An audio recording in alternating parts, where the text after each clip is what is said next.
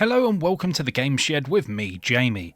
Having been away for some time, I thought I'd kick things off in a big way by looking at a clone handheld system which goes by the name of Pro Children Mini Nostalgic Handheld Game Console Support Extend Handle Black, according to the website, or CHX-40P Retro Pro Family Pocket Empire Retro Handheld, according to the box.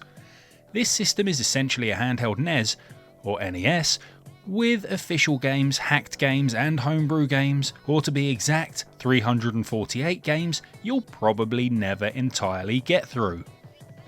Our friends over at GearBest.com reached out to us and asked us if we'd like to review this naughty little device, and we leapt at the opportunity like a wolf preying on a wounded fawn. Featuring not only the games listed in the menu, for your delight also available in Chinese, but certain games come with a cheat or hack menu from which different game options can be selected. For example, in Contra, you can choose from which stage you'd like to start the game, or even pick unlimited lives, or any particular gun you'd like to begin your campaign with. Bonus! The face of the Family Pocket presents you with a rather responsive D-pad, an A and B button in the correct positions, which some clone devices tend to fail on, a start and select button, and a turbo A and B button for you to use at your leisure. This unassuming rectangle of risque ROMs also sports a reset button, on-off switch and a volume rocker on the right hand side, which never gets in the way nor suffers from accidental pressing issues. The speaker is clear and loud and far better than a multitude of knockoff handhelds we've seen in the past. The top of the device comes with a micro USB charging port, an AV output to connect to your television by way of the pre-packaged AV cable, and an HDMI mini output port for modern television connectivity. More on this later. The underside of the unit sports 2 speaker output bays for the aforementioned sound and a 3.5mm audio jack for your headphones. Under the hood is one rechargeable 600 mAh 3.7V battery which will keep you gaming for a few hours, according to the website about 5.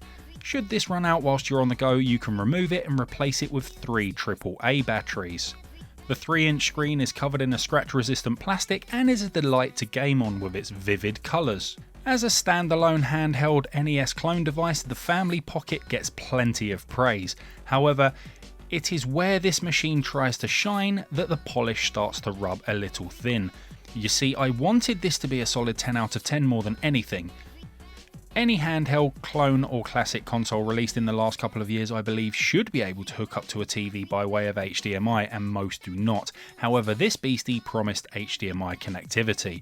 I plugged in my mini HDMI cable and whacked it into the telly, and nothing happened.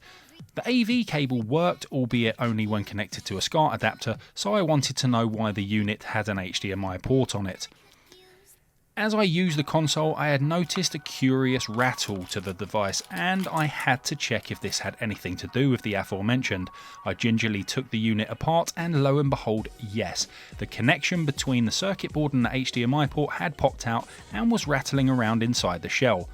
After I popped it back into place and inserted the HDMI mini, the connection popped out again, so I applied a small amount of superglue to the top plastic edge of the connection to hold it in place. Once in place, I sealed up the device again and tested the HDMI output. Alas, my efforts were wasted. I cannot be sure that this is a problem on all Family Pocket units or if it's just mine. I truly wish I had an HDMI output on this little gem, but sadly I haven't. So to wrap up this look at the Pro Children Mini Nostalgic Handheld Game Console Support Extend Handle Black, aka Family Pocket, I will say that although the HDMI output does not work on my unit, the handheld stripped back rectangular form factor works really well. The buttons are very responsive and tactile, the layout of the reset and on-off button is perfect and will not interfere, the screen is bright and vivid, and the sound not too distressing. Letting the console down a little is the inability to add more games, but the selection of titles here is rather pleasing to say the least. As clone devices go, this gets a solid 7 out of 10. Had I received the unit with a working HDMI output, I'd happily give this an 8. Thanks for watching. If you've enjoyed this video, please do leave a comment below. Until next time, I'll see you later.